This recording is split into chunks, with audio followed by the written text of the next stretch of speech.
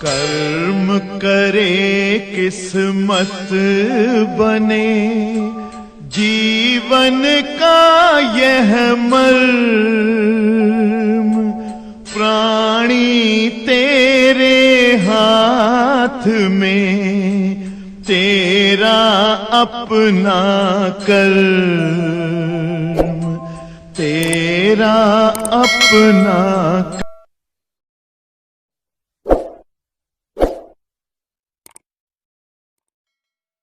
Dear students, today we will discuss about a new lesson which name is semiconductors. All of you listen me and try to understand about semiconductor. बेटा Janvi, semiconductor एक ऐसा lesson है जिसमें जो है 90% part theory है और 10% part में डेरिवेशन न्यूमेरिकल सब है। नहीं, 99% पार्ट थियरी है, 1% पार्ट डेरिवेशन न्यूमेरिकल सब है। इकलौता एक फार्मूला कहीं है विदाउट डेरिवेशन का और उसी पर न्यूमेरिकल है, 5 या 4 न्यूमेरिकल है और पूरा 99% पार्ट इसका थ्योरेटिकल है। और सबसे बड़ी प्रॉब्लम यह है आसिफ डान कि एक थ्योरी दूसरे थ्योरी से अटैच्ड है। अगर आप में कोई एक दिन भी गैप हो गया, ऑल ऑफ यू जितने भी लोग हो, बीच का एक स्टेप गोल तो आगे के कोई भी स्टेप समझ नहीं आएंगे। क्यों? क्योंकि सारे टच है, एक दूसरे से अटैच है, एडजस्ट है।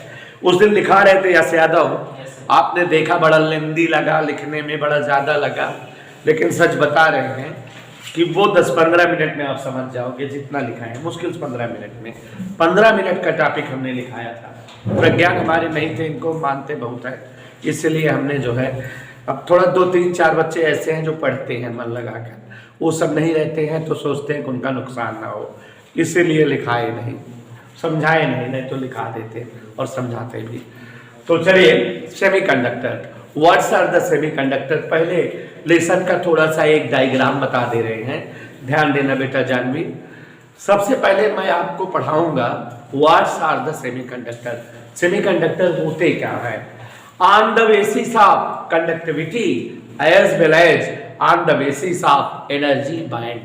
मतलब क्या हुआ बेटा कि हम सेमीकंडक्टर को जानेंगे, सीखेंगे, लेकिन 2 आधार पर, चालकता के आधार पर सेमीकंडक्टर को पढ़ेंगे और एनर्जी बैंड के आधार पर सेमीकंडक्टर के बारे में जानेंगे। ठीक बेटा? फिर उसके बाद हम लोग सेमीकंडक्टर का डीप नॉलेज जो अभी तक किसी क्लास में नहीं सुने हैं पढ़ेंगे कि सेमीकंडक्टर्स आर ऑफ 2 टाइप्स। 2 तरह के सेमीकंडक्टर होते हैं, एक जो है प्योर और एक मिक्स्ड। एक सेमीकंडक्टर हम कुछ मिलावट करके बनाते हैं और एक सेमीकंडक्टर नेचुरल होते हैं जो ऑलरेडी मिलते हैं। और जब मिक्स्ड सेमीकंडक्टर पढ़ाएंगे आपको तो बताएंगे कि अलग अलग टाइप के एलिमेंट्स के इम्प्योरिटी मिलाते हैं तो मिक्स्ड सेमीकंडक्टर 2 तरह के बनते हैं, पी टाइप और एन टाइप सेमीकंडक्टर। फिर आपको पी टाइप और एन टाइप सेमीकंडक्टर से पीएन जंक्शन बनाएंगे, माने दोनों को मिक्स करके। अब देखो सब अटैच टॉपिक चलते जा रहे हैं कि नहीं? जब आप सेमीकंडक्टर जान जाओगे, सेमीकंडक्टर के पार्ट्स जान जाओगे, मिक्स्ड सेमीकंडक्टर में पी टाइप या एन टाइप जान जाओगे, दोनों को मिक्स करके जानवी बेटा बनता है एक डिवाइस पीएन जंक्शन। क्या बनता है बेटा? उसको पढ़ोगे। फिर पीएन जंक्शन से हम बनाएंगे बायस। क्या? BIAS। When PN junction is attached with any battery, then this is known as bias। माने पीएन जंक्शन से बैटरी जुड़ जाए तो वो बायस हो जाती है, माने अब ये इलेक्ट्रिकल डिवाइस बन गई।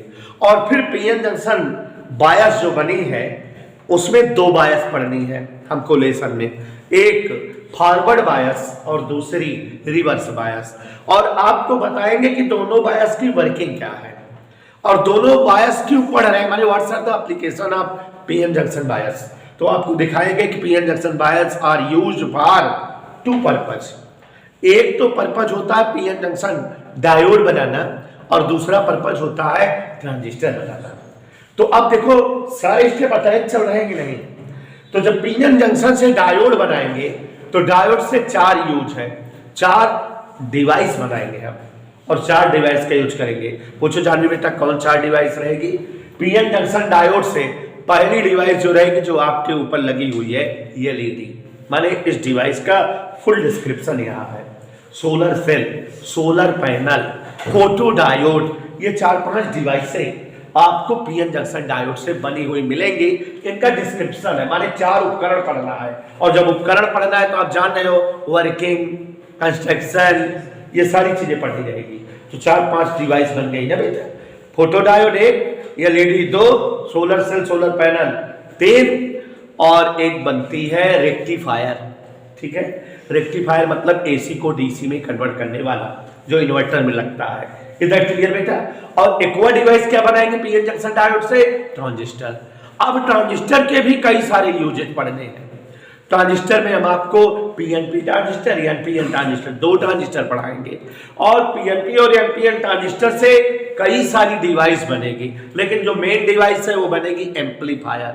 क्या बेटा? एम्पलीफायर सुना वर्ड है। Amplifier is a voltage converter, मतलब लो वोल्टेज को हाई या हाई को लो वोल्टेज में कन्वर्ट करने वाला जो डिवाइस है वही है एम्पलीफायर। तो एम्पलीफायर का पूरा कंस्ट्रक्शन, वर्किंग सब कुछ पढ़ेंगे। और ट्रांजिस्टर स्विच के रूप में, ट्रांजिस्टर फीडबैक के रूप में, और ट्रांजिस्टर जो है 3 स्टेप में एम्पलीफायर रहेंगे। सीईसी, सीबीसी, सीबीए, 3 तरह के ट्रांजिस्टर जो है एम्पलीफायर कंडीशन में बनेंगे। और यहां तक लेसन हमको पढ़ना है। तो आप खुद ही समझ लो कि पीएनपी ट्रांजिस्टर कुल मिला के 4, 4, 8, 4, 12, 4, 16, 17 डिवाइस का डिस्क्रिप्शन करना है। तो 17 डिवाइस का डिस्क्रिप्शन करना मतलब बेटा समझ में आ रही है मेरी बात कि इनकी थियरी कितना लेंदी जाएगी? कम से कम 50 पेज में होगा ये लेसन, इससे कम नहीं। तो अब आप समझ गए होंगे कि हम चाहते थे कल, आज भी जो है सुबह अगर बुला पाए होते तो आज भी लिखाते 10-12 पेज। पढ़ना है, लिखना है, ये सब लेसन बेटा सेकंड पेपर के आप रटो। दावा करता हूँ, मेरा अपना 15 साल का एक्सपीरियंस है, 15-20 साल का 12th की क्लास का। फिजिक्स फर्स्ट और फिजिक्स सेकंड पेपर में ज्यादा कठिन, ज्यादा टाइम टेकन चैप्टर फर्स्ट है। फर्स्ट लेसन 11 लेसन पढ़ाने में 6 महीना लगता है। एक लेसन 1 महीने खत्म होते हैं देखे तो। और बहुत टफ है, बहुत न्यूमेरिकल है, बहुत उसमें माथापच्ची होती है। लेकिन एग्जाम में मुश्किल से 26-27 नंबर का आता है। और उस 26-27 नंबर में किसी भी बच्चे को फुली कमांड 15 नंबर का होता है। 15 ज्यादा नहीं कर पाते कोई बच्चे, 15-16 नंबर। न्यूमेरिकल होते हैं ज्यादातर गलत हो जाते हैं, या तमाम ऐसे भी बच्चे होते हैं जिनको जो है मैथ पर पॉइंट वीक होता है तो नहीं कैच कर पाते। लेकिन उसके अलावा जितना भी आपका 45-50 नंबर का टॉपिक है, 70 नंबर का तो पेपर होता है, 45-50 नंबर पूरा का पूरा सेकंड पेपर से आता है। फुली थ्योरी है और जो है एकदम कंफर्म क्लियर रहता है। बच्चे 50 नंबर में 40 तक खींच देते हैं, 40-45 तक खींच जाते हैं। न्यूमेरिकल है ही नहीं कहीं, सीधे सीधे फिक्स टॉपिक अकाउंट पढ़ो तुरंत आ जाएगा। बे वाले लेसन आप देखे थे, 3 लेसन पढ़ाए थे, तीनों लेसन में 5-5, 6-6 नंबर क्वेश्चन बनते थे। बाकी जो पढ़ रहे हो इन सब में भी है। ये इकलौता लेसन जहाँ में बेटा एक हाइपरबोल फिगर ऑफ स्पीच होती है, लेकिन मैं हाइपरबोल सेंटेंस यहाँ नहीं बोल रहा हूँ। इकलौता ऐसा जो है चैप्टर है जो अकेले फर्स्ट पेपर के बराबर औकात रखता है। Semiconductor is a such type of lesson which is evaluated at 25 numbers, means equal to the number of first paper complete. आप केवल एक लेसन ये तैयार करिए और एक लेसन और पूरा फर्स्ट पेपर तैयार करिए, ये ज्यादा उचित है वो कम, क्योंकि उसमें याद ही तो करना रहेगा। किसी को कुछ नहीं समझ में आया, याद कर डालो, याद तैयार कर डालो, लिख डालो, ठीक है। लेकिन बेटा मैं इस लेसन को सबसे बेहतर पढ़ाता हूँ, मेरे लिए बहुत इंटरेस्टिंग है ये, मजा आती है। तो समझ में आ गया पूरा लेसन बेटा। और ये लेसन कितने नंबर के लिए बात पूरे बेटा? कम से कम 25 नंबर का। तो मेरे कहने का ये 2 वजह है, भौकाल नहीं बना रहा हूँ अपना, 2 वजह। टीचर बेटा बच्चों को टॉपिक से अटैच करता है, तो मेरा काम हो, बीएड में यही सिखाया गया है। 2 बातों से इसको बता रहा हूँ। एक तो आप इस चैप्टर की गंभीरता समझो कि ये बोर्ड दृष्टिकोण से बहुत महत्वपूर्ण है, और इसलिए आप इसको सीरियस आंखें फाड़ कर पुतलियां फैलाकर समझो। और दूसरा गैप कतई न करो, ठीक, मेरी अपनी गारंटी है कि एक एक पॉइंट, एक एक लेसन की, इस लेसन के एक एक हेडिंग सबके दिमाग में भर दूंगा, लेकिन गैप नहीं होना चाहिए। और this is most important lesson for your board exam. ठीक बेटा, 25 नंबर, इतनी औकात का कोई लेसन नहीं था। चलिए, सेमीकंडक्टर सबसे पहले, अब जान गया ना लेसन में क्या क्या पढ़ना बेटा। लेसन थोड़ा इजी लगता है अगर पूरा लेसन का बायोग्राफी बता दिया जाए। देखिए, सबसे पहले मैं आपको एक शब्द बताना चाहता हूं, कंडक्टिविटी। प्यारे बच्चों, ये एक ऐसा वर्ड हम आपके सामने लिखे हैं जिसे हम जो है ऑलरेडी आपको बता चुके हैं। ऑलरेडी हमने इलेक्ट्रिक कंडक्शन वाले लेसन में इसको एक्सप्लेन किया है। फर्स्ट लेसन जब पढ़ा रहे थे तो भी इसमें इसको एक्सप्लेन कर दिए थे। कंडक्टिविटी, कंडक्टिविटी की हिंदी होती है चालकता। मैथमेटिकल भाषा में अपोजिट ऑफ रेजिस्टिविटी। कंडक्टिविटी को जी से डिनोट करते हैं, याद आ गया होगा आपको, G = 1/r ऐसे होता है। लेकिन यहां फिजिक्स स्टाइल में what is conductivity? Property of matter by which it allows flow of charge. माने अगर ये कोई मैटर हो, पदार्थ हो, सॉलिड हो, लिक्विड हो, गैस हो, कुछ भी हो, यहां पर हम एक चार्ज रखें और इस मैटर में ऐसी प्रॉपर्टी हो कि ये मैटर इस चार्ज को फ्लो होने दे और एक एंड से चार्ज यहां तक आ जाए, इस एंड से चार्ज फ्लो करते हुए इस एंड तक आ जाए, और जिस प्रॉपर्टी की वजह से ये चार्ज फ्लो हो पा रहा है, परमिशन इसको मिल रही है फ्लो होने की, that property is known as conductivity. Property of matter by which it allows to flow of charge through it. किसी पदार्थ का वह गुण जिसके कारण वो आवेश को पदार्थ से होकर बहने की अनुमति दे, कंडक्टिविटी, यह चालकता कहलाती है। बात समझ में आई बेटा? Property of matter by which it allows to flow of charge through it. किसी पदार्थ में वह गुण जिसके कारण वह चार्ज को बहने की अनुमति दे, परमिशन दे। तो किसी पदार्थ में चार्ज को बहने देने का जो गुण होता है, उसी गुण को हम कंडक्टिविटी कहते हैं। साइंटिस्टों ने देखा है कि this property is in different form of any matter. माने यह गुण सभी पदार्थों में अलग अलग मात्रा में होती है। Conductivity of any matter is in different form, माने अलग अलग पदार्थों में कंडक्टिविटी का गुण अलग अलग मात्रा में पाया गया है। Due to it matters are divided into 3 part. इस वजह से चूंकि पदार्थों में कंडक्टिविटी का गुण अलग अलग मात्रा में, अलग अलग रूप में होता है, इसलिए साइंटिस्टों ने कंडक्टिविटी को बेस मानकर पदार्थों को 3 भागों में बांटा।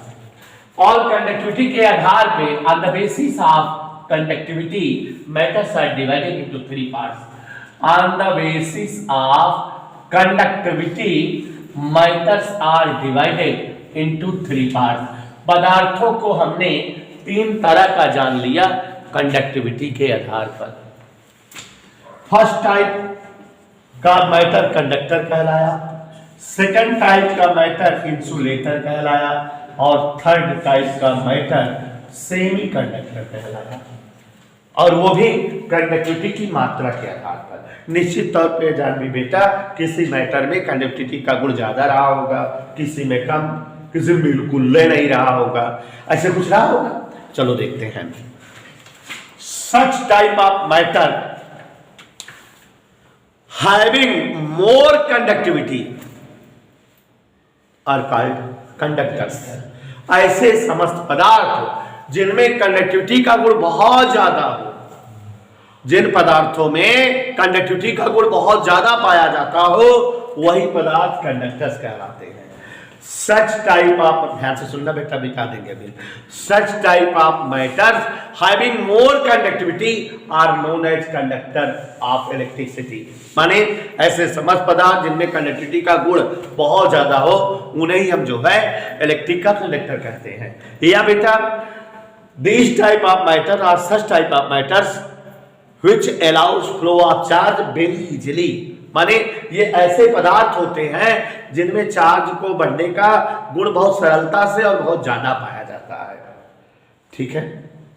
और इनकी और कुछ विशेषताएं होती हैं, जान लीजिए। सबसे पहले example, all the metals are conductor. माने दुनिया की सभी मेटल्स कंडक्टर होती है, सब में कंडक्टिविटी की प्रॉपर्टी समान होती है। But silver is more conductive than any other metal. लेकिन इनमें भी जो सिल्वर होती है, चांदिया, उसकी कंडक्टिविटी औरों मेटल से ग्रेटर होती है, ज्यादा होती है। सिल्वर के बाद जो है कापर के बाद एल्युमिनियम का, तांबे का, लोहे का, ऐसे कंडक्टिविटी डिक्रीजिंग ऑर्डर में होती जाती है। सबसे ज्यादा किसकी होती है बेटा? ये सब भी हम कभी बताए हुए हैं। तीसरी बात, conductivity of any matter decreases on increase of temperature. माने कंडक्टिविटी जो है टेम्परेचर इंक्रीज के इनवर्सली प्रोपोर्शनल होती है। When temperature increases then conductivity of matters starting decreases, तुरंत घटने लगती है। और यहां पर ध्यान देना बेटा, ऑल द मेटल्स, क्या सिमटार? All the metals, acidic and basic liquids as well as graphites, electrolytes are the example of conductors। नहीं समझे बेटा? जो धातुएं होती हैं और जो ग्रेफाइट है पेंसिलिया वाला, और जो अम्लीय या क्षारीय लिक्विड है, और जो इलेक्ट्रोलाइट है, ये सब के सब क्या होते हैं बेटा? Conductors, example of conductors. तो ये दीज आर 3 or 4 क्वालिटीज। पहला क्या बताए? Such type of matter having more conductive property are known as conductors. Metals, acidic and basic liquid, graphite, as well as electrolytes, human bodies are the example of conductors. Okay? And silver is more conductive than any other metal. And the conductivity of any matter, any conductor decreases on increasing temperature. समझ आया तेरी बात? चलो इसको देखो, insulator सब समझाए हुए हैं। Insulator are such type of matter which have negligible conductivity. जिन पदार्थों में कंडक्टिविटी बिल्कुल ना हो, that's are known as insulators, और you can say bad conductor. Okay? And all the non metals, plastic, wood, brick are the example of insulators। ठीक है बेटा? Rubber. and conductivity of insulators also decreases on the increase of temperature। इनमें एक समान property होती है। ये ऐसे मैटर होते हैं जिनकी कंडक्टिविटी दोनों की घटती है टेम्परेचर बढ़ाने पर। समझ आ गया बेटा? Now we have the special and very important topic known as semiconductor। Special है, very important topic known as semiconductor। ध्यान सुनना, such type of matter which conductivity lies in between conductivity of insulator and conductor are known as semiconductor। पहले definition का मिलवा क्या बताए कि ऐसे मैटर जिनमें कंडक्टिविटी का गुण इंसुलेटर और कंडक्टर के बीच में हो। Such type of matter which conductivity is greater than insulator but less than conductor are known as semiconductor. Okay? Semiconductors are such type of matter which are insulator at normal temperature and become conductor at higher temperature. Clear? और बताइए, यहां पर बात कर रहे हैं कि ये ऐसे पदार्थ होते हैं जिनकी कंडक्टिविटी कंडक्टर से कम इंसुलेटर से ज्यादा होती है, या इन दोनों के बीच में होती है। ये ऐसे पदार्थ होते हैं जो नॉर्मल टेम्परेचर पर प्रकृति में जब पाए जाते हैं तो कैसे होते हैं? इंसुलेटर होते हैं।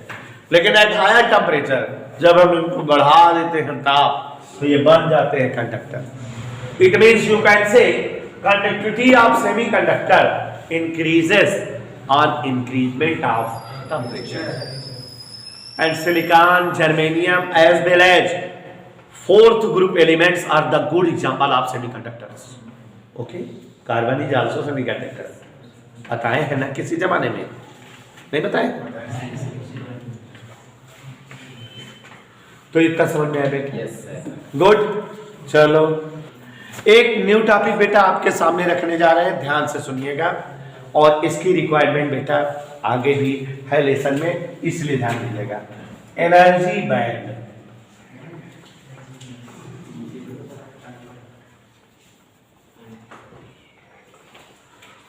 What do you understand about energy band and how many types of energy band? ठीक, तो एनर्जी बैंड क्या होता है और कितने टाइप्स का हो सकता है। देखो प्यारे बच्चों, हम लोगों ने अभी अभी कुछ दिन पहले एटॉमिक स्ट्रक्चर नामक लेसन पढ़ा था, और एटॉमिक स्ट्रक्चर नामक लेसन में हमने सिखाया था आपको there will be required a fix amount of energy for revolving electrons in different orbits of atom. क्या समझे? क्या समझे? सर इलेक्ट्रॉन को रिवॉल्व करने के लिए किसी भी ऑर्बिट में एक फिक्स अमाउंट की एनर्जी। गुड, देखा मेरी अंग्रेजी पकड़ लिया इसने, तो टैलेंटेड पर्सन। देखो बेटा, साथ जोड़े यहाँ करो दिमाग। यही बता रहे थे कि एटॉमिक स्ट्रक्चर वाले लेसन में हमने आपको दिखाया कि इलेक्ट्रॉन अलग अलग ऑर्बिट में जो रिवॉल्व करते हैं, और अलग अलग ऑर्बिट में रिवॉल्यूशन के लिए उनको एक निश्चित अमाउंट की एनर्जी की रिक्वायर्ड होती है। And for hydrogen atom it is -13.6 upon n square electron volt. याद आया? और when you put n equal 1 2 3 4 you can calculate the energy of electron required for moving in the orbit of hydrogen atom. n की जगह 1 रख दो, 2 रख दो, 3 रख दो, तो अलग अलग ऑर्बिट में इलेक्ट्रॉन को मूविंग करने के लिए एनर्जी के अमाउंट नहीं पता लग जाएगी? पता लग जाएगी ना बेटा। और इसी तरह से और किसी भी एटम के इलेक्ट्रॉन्स के अलग अलग ऑर्बिट में एनर्जी जितने अमाउंट में मूविंग होती है, रिक्वायर्ड होती है, पता लग जाता है। वहां हम लोगों ने ये भी देखा था कितनी एनर्जी कोई इलेक्ट्रॉन थर्ड सेल में है, एनर्जी वो अपनी इमिट कर दे, एनर्जी ऑब्जर्व कर ले, तो अप क्लास या डाउन क्लास में उसकी एंट्री हो जाती है। ऐसा होता था, तो हम लोगों ने सीखा है। तो यहाँ इसी बात को हम आपको बताना चाहेंगे। There will be required of a fixed amount of energy for the revolution of electron in any orbit। किसी भी इलेक्ट्रॉन को एनर्जी की रिक्वायर्ड होती है किसी भी सेल में रिवॉल्यूशन करने के लिए, and that amount of energy is also known as energy band. और वो जितने अमाउंट की एनर्जी रिक्वायर्ड होती है इलेक्ट्रॉनों को, उसे ही हम क्या बोलते हैं बेटा? Energy band. हम अपनी सुविधा के लिए for our amendment be divide energy band in 3 types. अपनी सुविधा के लिए हम 3 तरह के एनर्जी बैंड को अक्सर इस्तेमाल करते हैं, यूज करते हैं। तो देखिए जरा इन तीनों टाइप के एनर्जी बैंड का डिस्क्रिप्शन अभी बड़ा मस्त समझाएंगे, बहुत मजा आएगी। क्या ध्यान देना बड़ा मजेदार है। वायलेंट एनर्जी बैंड, ठीक है ना? कंडक्शन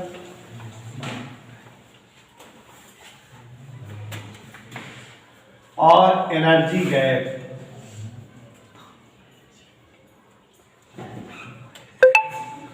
या forbidden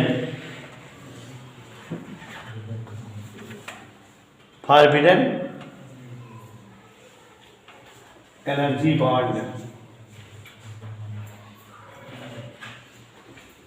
It is denoted by EV, it is denoted by EC, and it is denoted by EG। ठीक है बेटा? Now look, क्या है ये? मजेदार चीज है, बता रहे हैं। Amount of energy which is required for moving an electron in its outermost orbit। नहीं समझे? कोई एटम हो, उसमें कई सारी सेल होंगी, जो लास्ट वाली सेल है उसको क्या कहते हैं? Outer most shell. और उस सेल में इलेक्ट्रॉन को मूव करने के लिए एक निश्चित अमाउंट की एनर्जी की रिक्वायर्ड होगी। जितने अमाउंट की एनर्जी से कोई भी इलेक्ट्रॉन किसी भी एटम के आउटर मोस्ट सेल में मूविंग करता है, उसी एनर्जी अमाउंट को वायलेंट एनर्जी बैंड कहते हैं। समझ में आया बेटा? Valent energy band is filled with electron. ये एक इसकी खासियत है कि ये इलेक्ट्रॉनों से भरा होता है। माने वैलेंट एनर्जी बैंड को हम ऐसे हमेशा बनाते हैं, इसमें इलेक्ट्रॉन भरे होते हैं और ये जो है highest level energy of that electron for that atom.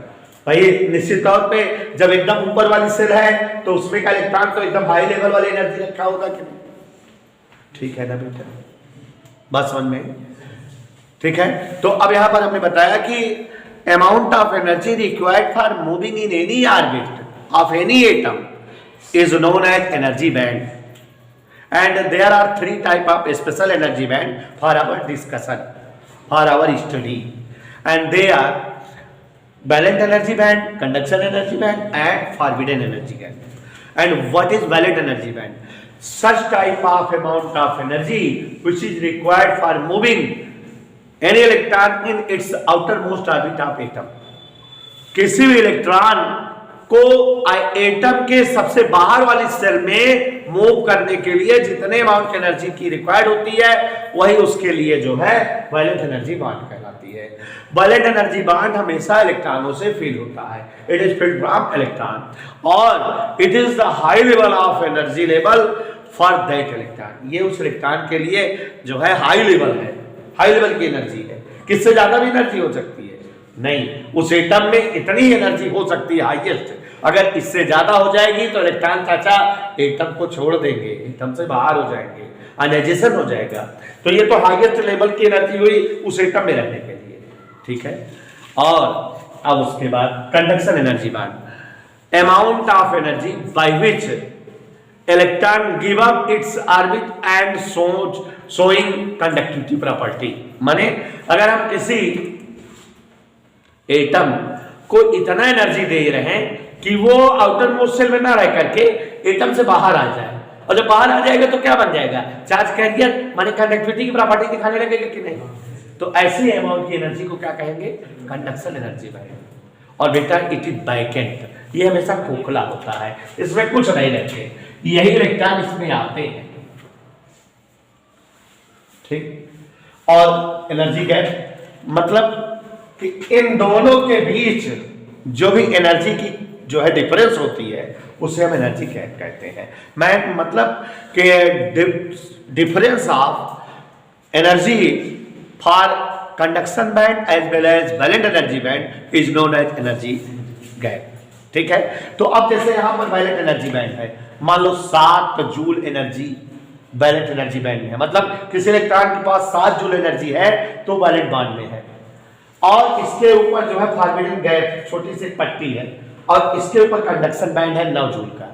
तो बात समझ गए कि जो वैलेंट एनर्जी बैंड में इलेक्ट्रॉन है उसको जब 2 जूल एनर्जी मिलेगी तो वो फॉरबिडन गैप को क्रॉस कर पाएगा और किसमें पहुंच जाएगा? कंडक्शन बैंड में, और कंडक्टिविटी की प्रॉपर्टी दिखाने लगेगा। तो यहाँ ये फॉरबिडन गैप क्या हुआ? दोनों का डिफरेंस हीट हुआ।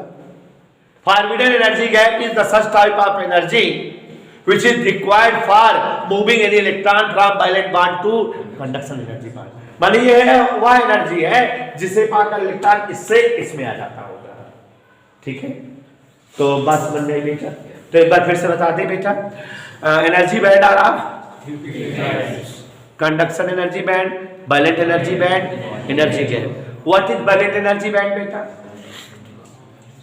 Valent energy band is such type of energy band which is required for moving an electron in its outermost orbit, ठीक है बेटा।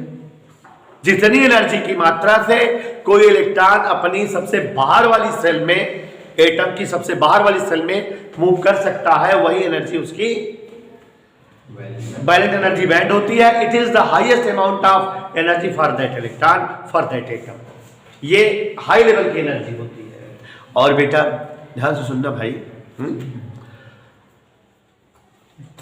कंडक्शन एनर्जी बैंड वह एनर्जी बैंड होती है जिससे इलेक्ट्रॉन कंडक्टिविटी प्रॉपर्टी दिखाता है, एटम से बाहर रहता है, और दोनों एनर्जी बैंड में जितने एनर्जी के डिफरेंस होता है उस एनर्जी बैंड को हम फॉरबिडन एनर्जी गैप कहते हैं या एनर्जी गैप कहते हैं, ठीक है बेटा।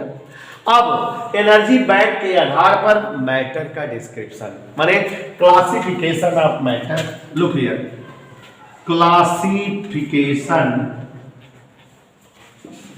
ऑफ मैटर्स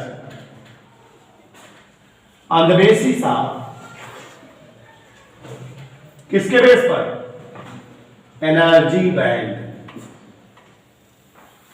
ठीक बेटा, एनर्जी बैंड के आधार पर मैटर्स 3 टाइप के होते हैं।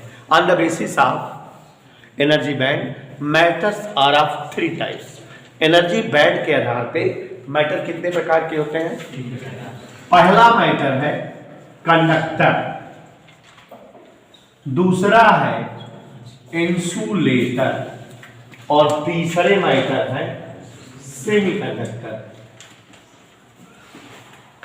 ठीक है बेटा, तो एनर्जी बैंड के आधार पर पदार्थ कितने प्रकार के होते हैं?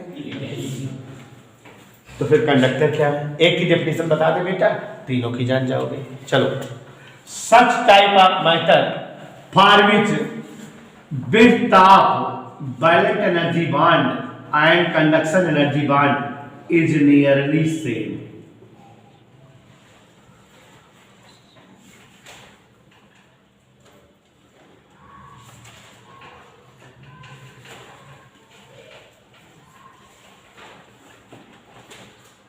एनर्जी बैंड के आधार पे हमको बताना है, अगर ऐसा कोई मैटर हो, ये नीचे देखो क्या बनाया, कोई देख के बताए, बैलेंस एनर्जी बॉन्ड, और ये क्या है?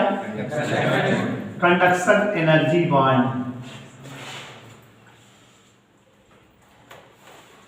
अगर इन दोनों की मोटाई लगभग सेम हो, विड्थ मोटाई, और फॉरबिडन एनर्जी गैप की मोटाई देखो बहुत कम हो, तो ऐसा मैटर कंडक्टर कहलाता है। अब डेफिनेशन बना लोगे कैसे? सच टाइप ऑफ मैटर, ऐसे समस्त पदार्थ फॉर विच, जिनके लिए, dear students, classification of matter on the basis of energy band. Energy band आपने सीखा, आपने देखा क्या होता है। एनर्जी बैंड आपने ये जाना कि जितने अमाउंट की एनर्जी से कोई भी इलेक्ट्रॉन आउटर मोस्ट ऑर्बिट में रन कर पाता है, रिवॉल्यूशन कर पाता है, उतने अमाउंट की एनर्जी को वैलेंट एनर्जी बैंड कहते हैं। और ये एनर्जी इलेक्ट्रॉन की हाईएस्ट अमाउंट की एनर्जी होती है, इलेक्ट्रॉन से फील्ड होती है। और जितने अमाउंट की एनर्जी से इलेक्ट्रॉन कंडक्टिविटी प्रॉपर्टी दिखाता है एटम से हटकर, वह अमाउंट की एनर्जी कंडक्शन बैंड होती है, जो कंप्लीटली खाली होती है। वैलेंट एनर्जी बैंड का इलेक्ट्रॉन इसमें आता है, इसे फिल करता है।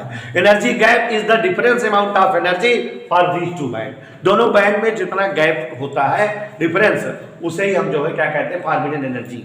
ठीक है, और यह एनर्जी गैप के इक्वल एनर्जी देने पर वैलेंट बॉन्ड, ध्यान से समझिएगा कि अगर हम फॉरबिडन एनर्जी गैप के बराबर एनर्जी देते हैं किसी इलेक्ट्रॉन को, तो वो हमारा जो है वैलेंट बॉन्ड से किस में आ जाता है? कंडक्शन बॉन्ड में। अब on the basis of energy band, energy band के आधार पर हम आपको मैटर का डिस्क्रिप्शन करना चाहते थे, कितने प्रकार के मैटर होते हैं। तो look here, there are 3 type of matter on the basis of energy band. Energy band के आधार पे मैटर 3 प्रकार के होते हैं। Such type of matter for which valence energy band, width of valence energy band and width of conduction energy band is nearly same and width of forbidden energy gap is much minimized. This type of matter are known as conductor. मतलब ऐसे समस्त पदार्थ जिनमें valent energy band और conduction energy band की चौड़ाई लगभग समान हो, कंप्लीटली सेम नहीं, लगभग समान, और फॉरबिडन एनर्जी गैप की चौड़ाई जो है बहुत कम हो, ऐसे मैटर क्या कहलाते हैं? आप जान रहे हो कि इस प्रकार के मैटर में जब जो है वैलेंट एनर्जी बैंड में रहने वाले इलेक्ट्रॉन की एनर्जी थोड़ा भी बढ़ती होगी, तो उसकी एनर्जी फॉरबिडन एनर्जी गैप से ज्यादा हो जाती होगी, तो वो इलेक्ट्रॉन फॉरबिडन एनर्जी गैप को क्रॉस करके कंडक्शन एनर्जी बैंड में आ जाता होगा और इजीली कंडक्टिविटी की प्रॉपर्टी दिखाने लगता होगा। इस बात को मैंने लिखाया भी है, अभी बात समझ में लेना। बात समझ में आई बेटा? क्या बोले कि सच type of matter for which energy gap is much minimised width, जिसमें एनर्जी गैप की चौड़ाई बहुत कम होती हो, और वैलेंट एनर्जी बैंड और कंडक्शन एनर्जी बैंड की चौड़ाई लगभग सेम होती हो। इसमें होता क्या होगा कि जो वैलेंट एनर्जी बैंड का इलेक्ट्रॉन होता होगा उसकी एनर्जी अगर थोड़ा भी बढ़ जाती होगी तो वो एनर्जी गैप को क्रॉस करके कंडक्शन एनर्जी बांड में आ जाता होगा और कंडक्टिव की प्रॉपर्टी दिखाने लगता होगा। And such type of matter for which conduction width of conduction energy bond is maximum than width of valence energy bond as well as for which forbidden energy gap is in maximum width. It is conduction energy band and it is valence energy band and it is समझ में आया?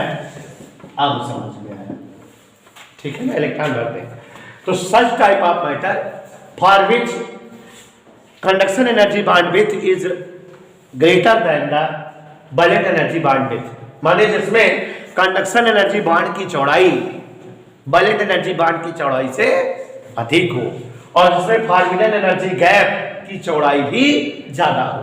तो यहाँ valent energy bond का electron की energy इतनी ज्यादा नहीं बढ़ पाती है कि वो फॉरबिडन एनर्जी गैप को क्रॉस करके कंडक्शन एनर्जी बांड में आ सके और कंडक्टिविटी की प्रॉपर्टी दिखा सके। क्यों? क्योंकि इसमें फॉरबिडन एनर्जी गैप की अमाउंट ज्यादा है और इतनी एनर्जी कभी बढ़े तब यहां इलेक्ट्रॉन इसमें आ सकेगा। तो easily electron valence energy bond से कंडक्शन एनर्जी बांड में इस टाइप के मैटर में नहीं आ पाता। क्यों? क्योंकि यहाँ फॉरबिडन एनर्जी गैप ज्यादा है, मींस इलेक्ट्रॉन को कंडक्शन बांड में जाने के लिए बहुत ज्यादा अमाउंट में एनर्जी की जरूरत होती है, तो इजीली ऐसा नहीं संभव हो पाता, इसलिए ऐसे मैटर इंसुलेटर होते हैं। ये कौन से मैटर है बेटा? And such type of matter for which forbidden energy gap lies in between forbidden energy gap of conductor and insulator.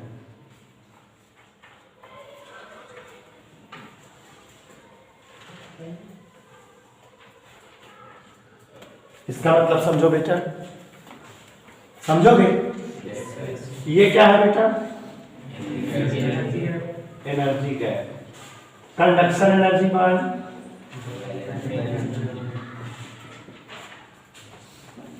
ठीक। डेफिनेशन कैसे देंगे? Such type of matter for which width of forbidden energy gap lies in between energy gap of conductor and insulator, इन दोनों के बीच में हो। Means such type of matter for which width of energy gap is greater than conductor and less than insulator. ये width जो है इससे कम है और इससे क्या है? Normally this type of matters behave like insulators. Normally ये इंसुलेटर होते हैं, but when you increase the temperature then the energy of electron of valence energy bond increases equal to the energy of energy gap and hence electron, it is possible to electron comes in the conduction band crossing energy gap।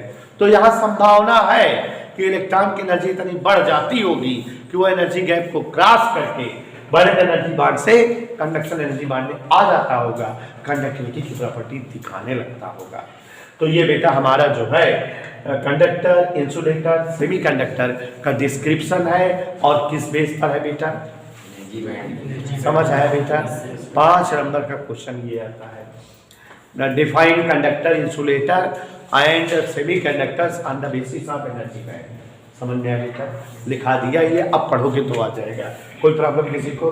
अब उसके बाद बेटा यहाँ एक मजेदार topic है, holes या कोटर क्या है। जानिए, होल्स या कोटर बहुत इंपॉर्टेंट टॉपिक है हमको इस लेसन में आगे पढ़ने के लिए। जैसे देखो बेटा, इलेक्ट्रॉन रियली सेमीकंडक्टर में कहां पर है? वैलेंट एनर्जी बांड में है, और इतने गैप को अगर क्रॉस कर ले तो कहां चले जाएंगे? कंडक्शन में। तो अब आप समझो कि जैसे जो है आप सभी लोग कोचिंग हमसे पढ़ रहे हो, 600 रुपए दिए जो है पढ़ने के लिए, पर मंथ फीस देते हो 600, ठीक। तो आप 600 दोगे, 600 रुपए खर्च करोगे, तो मैं आप सबको यहाँ बैठाऊंगा। थोड़ी देर के लिए सोच लीजिए कि हाँ मैंने आपको वैलेंट बांड में बैठाऊंगा, और यहाँ इतना स्पेस जैसे छूटा रहे, और कुछ बच्चों के यहाँ एकदम पास में बैठा होगा और उनको नकल करा दूंगा, दिखा दूंगा, काफी पिपलिक दूंगा, लेकिन उनसे आर्ट सुनूंगा। ये कंडक्शन बांड वाले इलेक्ट्रॉन है, और तुम लोग किसके हो? वैलेंट बांड वाले इलेक्ट्रॉन हो। 600 देते हो, 600 रुपया खर्च होती है वैलेंट एनर्जी बांड, आप थोड़ा दूर हो। जो 800 देता है कंडक्शन बांड है, एकदम पास में आ गया मेरे, एकदम बगल बैठ करके पढ़ रहा है। 200 फॉरबिडन एनर्जी गैप है यहाँ पर, ठीक। अब अगर जो है जितने भी आप लोग बैठे हुए हो, आप लोगों में से कोई बच्चा अगर 200 रुपये फीस बढ़ा देगा, माने किसी तरह से इनके इलेक्ट्रॉनों की ऊर्जा अगर बढ़ जाए, तो तुरंत ये गैप को क्रॉस करके वो मेरे पास आके बैठ जाएगा ना पढ़ने के लिए। तो यहां अगर किसी इलेक्ट्रॉन की एनर्जी n प्रकार बढ़ी, if energy of electron moving in valence bond increases from energy gap, then it reach to conduction bond, पहुंच तो जाएगा, लेकिन क्या, there will be one vacant place produced from where that electron is coming। जिस जगह पर जो कुर्सी छोड़ करके कमिलवा यहाँ आया, वो स्थान खाली हो गया कि नहीं? खाली हो गया कि नहीं? तो जैसे बेटा ये वाला इलेक्ट्रॉन की एनर्जी बढ़ी और ये अपनी एनर्जी जो है अपना प्लेस छोड़ के यहाँ पहुंच गया, तो यहाँ एक इलेक्ट्रॉन की लैक बन गई कि नहीं? There will be lack of one electron, या there will be vacant place for removing of electron। Electron के हट जाने से एक वैकेंट प्लेस बन गया, या एक इलेक्ट्रॉन की लैक हो गई यहाँ की नहीं। और इसी को हम जो है होल या कोटर कहते हैं। होल या क्या कहते हैं बेटा? अब पीछे जो है ऐसे यादव बैठे थे हम, ये भी जो है मौका देखे कि आगे कुर्सी खाली बा, आपन जगह छोड़ के ही चलाए। तो ये vacant place now finish, but यहां जहां यशुआ आया है वहां वैकेंट प्लेस बन गया कि नहीं? माने किसी और प्लेस पर वैकेंट प्लेस प्रोड्यूस हो गया, माने किसी और जगह होल या कोटर बन गया, ठीक। अब यहां से जो है अगर आदित्य मौर्य यहां से भाग कर यहां जाए, तो यहां जो है वैकेंट प्लेस फिनिश हो जाएगा। अब जो है वैकेंट प्लेस यहां बन जाएगा कि नहीं? तो होल या कोटर यहां बन गया। तो आपको क्या दिख रहा है कि पहले होल कोटर यहां था, फिर यहां है, फिर यहां, माने होल या कोटर आपको रनिंग करते हुए दिख रहा है।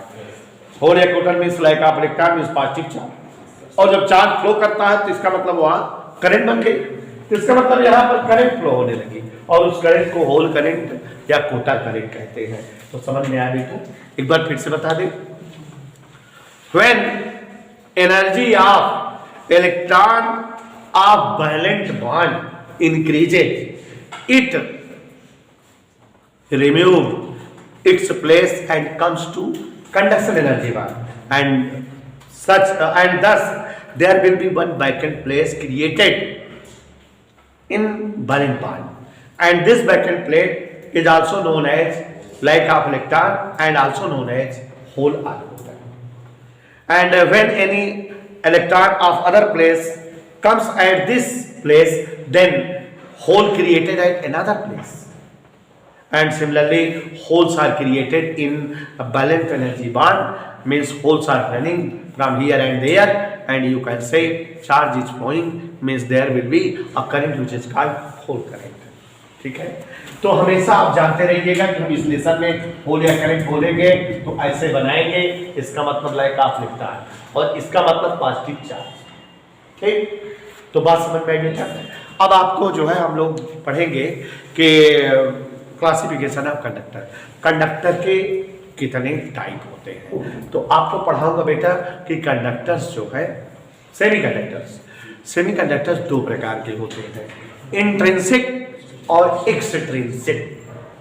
इंट्रिंसिक मतलब प्योर सेमीकंडक्टर, नेचुरल सेमीकंडक्टर, जो प्रकृति में खुद मिलते हैं, माने कौन? Silicon, germanium.